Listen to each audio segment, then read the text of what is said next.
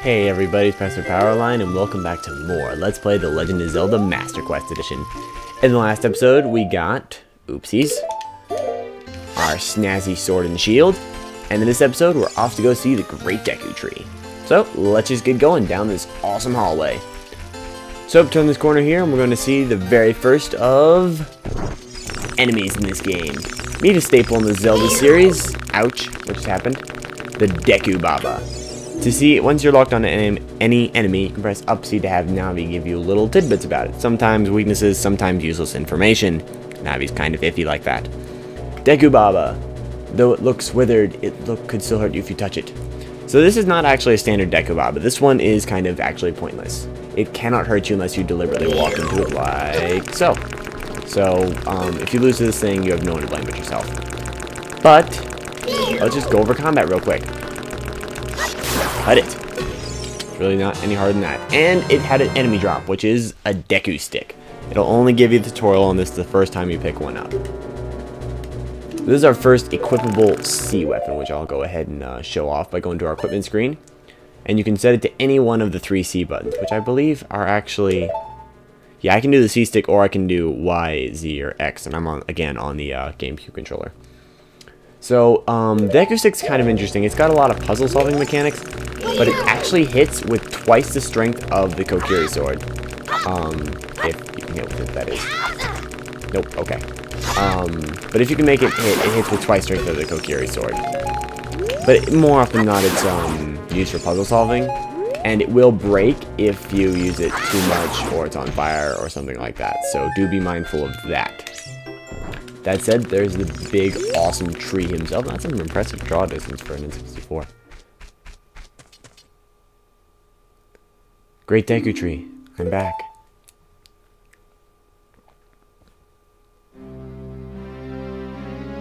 Oh, Navi, thou hast returned. Link, welcome.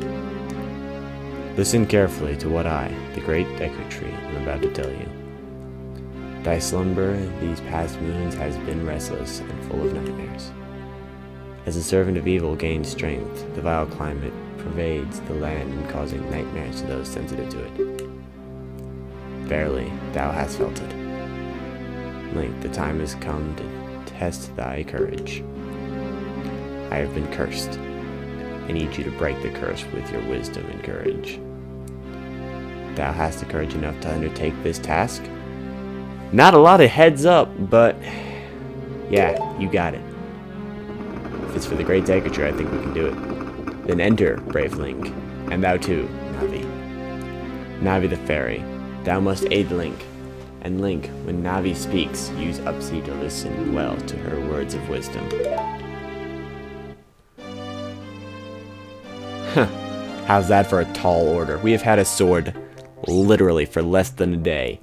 And we've been asked to remove a curse from a being that guards the entire forest and the greater Hyrule from evil. You might call that a bit of a tall order, but I'm ready for it. Let's go in there. After all, if he can, someone's got to stop it if he's defenseless against it. We have to save him, don't we? Welcome to our first dungeon, inside the Deku Tree. Now, like I said before in a previous recording, I have in fact played through this dungeon and this dungeon alone in Master Quest. Reason for that is my hard drive failed and I lost my first 5 recordings of Master Quest, which actually covered a lot more ground because they were much too long, but that's beside the point. That said, let's get started here. Now there is a lot of things to go over. What's up, Navi? Look, Link. You can see down below this web using up C. Ah, these inverted controls are killing me. So we can. Okay, so that's where we need to get going. A lot of stuff we can do in the meantime, though. Cut these plants here. You can occasionally get some health back, which I could kind of use. I've only got 3 hearts, or 1.5 right now. Speaking of, that's actually a way a lot of people will go about playing Zelda. Is what's called 3-heart runs. They'll go through the entire game using only the first 3 hearts, because you can expand your health later. What do we got here? This is a Skullwalchula. I can't pronounce it. Be careful not to touch it! Remember how I said Navi's occasionally useless? Well, this is one such time. Now these vines here are in fact climbable. Look at this wall, the vines growing on it give you a rough surface. Maybe you can climb it, Link. Just said that. But this wall Skulltula will, rush you if you do. That was not what that was. That is a Keese. Yeah, these things are among the most miserable enemies in all the Zelda universe. I flipping hate them. They're really hard to kill without the right weapons. And they just kind of float out of your range for a very long time. It's super annoying. But we're going to ignore that for now and get going. Let's go up this ladder here. Get up the ladder. Get up the ladder. There we go. Okay, so I'm a little bummed because I know how to solve all the puzzles in here, and it's a little irritating because all I can do is like commentate over the enemies and all that. That's usually where that Keese gets me. Die. Okay, got it. Keese, though, do usually net you at least one heart, so that's good. They have that going for them, but otherwise they're pretty annoying. Now here's a change between Ocarina of Time and Master Quest. This thing right here, this is a Gawuma egg. They hatch into... I killed it. Into this thing. Into a Gawuma larva. These things are actually kind of tough-ish. They take 2 hits to kill, and they have a retreat kind of programming in them. So they're a little tougher AI than normal. Normally, in the original Ocarina of Time, you wouldn't see those quite so early, but Master Quest is a harder version of the game, so yeah. Just go ahead and open this treasure chest right here. See what we get. Now, I believe this is the dungeon map. Yes. Okay, cool. The dungeon map, once you have that, will go in place of your world map on the item screen. It'll tell you how many floors there are, which rooms you have and have not been in, and where the boss is. The boss is on... Does not tell where the boss is. I was wrong. Okay, never mind. I'm thinking of another game, so... Anyway. I'm thinking of Link Between Worlds, which I've been playing a lot of lately. Another change between Ocarina and Master Quest is this thing. It's placed much earlier. This is... Just go ahead and collect it. You destroyed a golden Skulltula. You got a token proving you destroyed it. There are 100 golden Skulltulas in the original game, and I hear a nasty rumor, which I don't actually know for sure. There may be 120 in Master Quest. Collecting them nets you various rewards, some of which are worth it, some of which are not. And I will be getting most of these. I don't want to say all because before I had a guide I could tell which ones I had and which ones I didn't have. In this game, I do not. So I'll try and get as many as I can, hopefully at least 100. But if there is in fact more, and like I said, I don't know because this is still 90% blind, I won't be able to get those because, well, I won't know where they are. And I can try to find as many of them as I can, but I don't want to use glitches to let you collect multiple. Okay, goodbye. So let's see. Oh, keys. Nope. I hate these things so much. They're so annoying. Come on. I want you to do it. Come on. Got him. Okay. There we go. Let's see here. Yeah, I believe it's no more complicated than hitting this switch right here. Yep, lights, torches up. It's up. Here we go. That was a healthy Deku Baba. You can see how it could actually lunge out and attack us. So, oh, what's this? You can open doors by standing in front of it and pressing A. You took my controls away to tell me how to open a door. On the other hand, I suppose none of the Kokiri had doors, so it would be kind of a foreign concept. You wouldn't even know it was anything other than part of a wall if you'd never seen a door before. Theoretically. Okay, so. Here we go. Just get some money real quick because of reasons. Now this room's a little bit interesting. It's been changed a little bit since Ocarina of Time. In Ocarina of Time, there was a very simple puzzle to get... Oh, we got a new item. We got Deku Nuts. These things are actually a really cool item. One of my favorites in the whole game. I don't use them as much as I should. But if you use these properly, you can stun opponents and do all kinds of trickery with them. They're really cool. I like them a lot. And if you can slash those early, you can kill them. And that. Shoot. Now, I never actually went over the shield mechanic, did I? You can defend by pressing R, and while you're targeting on something and move around. If you're not targeting on something, Link will just stand there And you can kind of angle his shots, which is kind of cool. Is there a way I can change that inverted nonsense? I have an options in here. And I'll check it next on the top of the game. Well, that said, let's get up here. I'll also link auto climbs. Let's press this little button. I'm gonna go over to the left first there, so it's over there. If memory serves, this is one of those rooms where you have to kill everything. Oh gee, golly. There we go.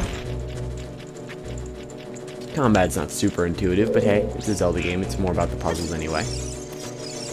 Let's go, wait, did I get them all?